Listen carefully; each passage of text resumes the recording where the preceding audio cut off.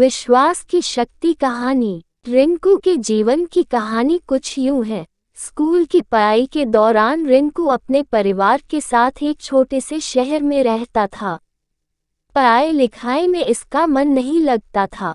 अपनी कक्षा में ये हमेशा ही फिसड्डी रहता था। मुश्किल से किसी तरह पास होकर अगली कक्षा में पहुंचता था। स्कूल के बच्चों से लेकर मोहल्ले तक लोग रिंकू का मजाक उड़ाने में कोई कसर नहीं छोड़ते थे। रिंकू की पढ़ाई में कमजोरी से उनके माता पिता भी दुखी रहते थे।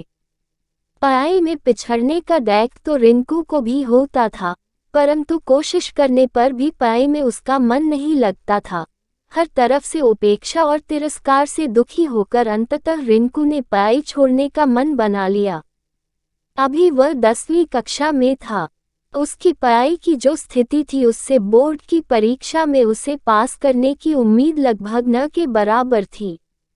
अपने जीवन से निराश रिंकू एक दिन जब स्कूल से घर लौट रहा था तो रास्ते में एक जगह रामायण की कथा हो रही थी। उस समय ओजस्वी स्वर में कथावाचक लंका कांड की व्याख्या कर रहे थे। कथावाचक के ओजस्वी स्वर से बुरे ख्यालों में खोए रिंकू की तंद्रा भंग हुई और वह सम्मोहित होकर कथास्थल की ओर चल पड़ा। कथास्थल पर पहुंचकर वह जगह बनाते हुए आगे की पंक्ति में जा बैठा। रिंकू को देखकर कथावाचक मुस्कुराए और अपनी कथा को जारी रखा। रिंकू एकाग्रता से कथा के एक एक शब्द को सुन रहा था। इस समय कथावाचक कह रहे थे, समस्या बड़ी गंभीर थी। सागर तट पर भगवान राम की सेना के सभी योद्धा लक्ष्मण, हनुमान, सुग्रीव, अंगद आदि गंभीर सोच में डूबे थे।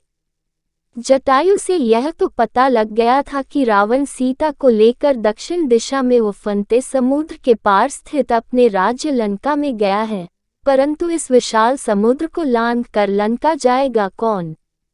समस्या विकट थी। तभी वहां की शांति सुग्रीव के आवाज से भंग हुई। सुग्रीव ने प्रभु राम से कहा कि हमारे बीच एक ऐसे दिव्य शक्ति है जो समुद्र लांघ कर लंका जा सकती है। तब भगवान राम की जिज्ञासा को शांत करने के लिए सुग्रीव ने महाबली हनुमान की ओर देखा।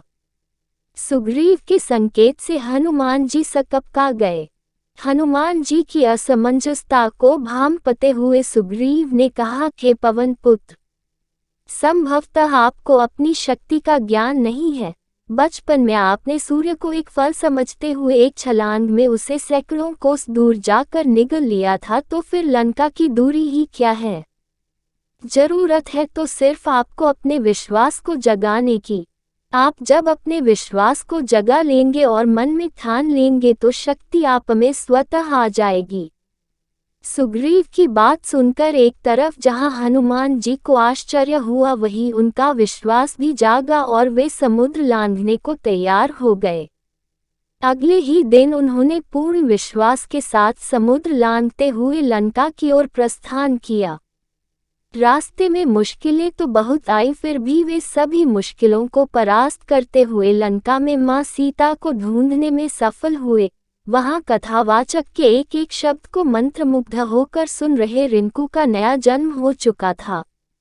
कुछ समय पहले तक जिस रिंकू की आंखों से निराशा के भाव झलक रहे थे, अब उसकी आंखों में चमक थी। उसके शरीर में उत्साह और स्फूर्ति का संचार होने लगा था। कथा खत्म होने के साथ ही वह तेजी से घर की ओर चल पड़ा। उसे सफलता का मूल मंत्र मिल चुका था। वह मन ही मन सोच रहा था कि जब हनुमान जी ने अपने विश्वास से शक्ति अर्जित कर समुद्र को लांघ लिया था, तो पाए कौन सी बड़ी बाधा है। उसी दिन से रिंकू ने प्रण कर लिया कि वह ध्यान लगाकर खूब पढ़ेगा और सफलता अवश्य प्राप्त करेगा। उसकी मेहनत रंग लाए। अपनी कक्षा में सबसे फिसड्डी रहने वाला छात्र रिंकू 10वीं की बोर्ड परीक्षा में सबसे अव्वल आया। इसके बाद रिंकू ने पीछे मुड़कर नहीं देखा और जिंदगी में हमेशा अव्वल ही आता रहा। वह लोक सेवा की परीक्षा में भी प्रथम स्थान पर आया और अपने आप पर विश्वास की बदौलत वह सरकारी महकमे में भी पदोन्नति पाते हुए ऊंचे ओहदे तक पहुंच गया। कहानी से शिक्षा।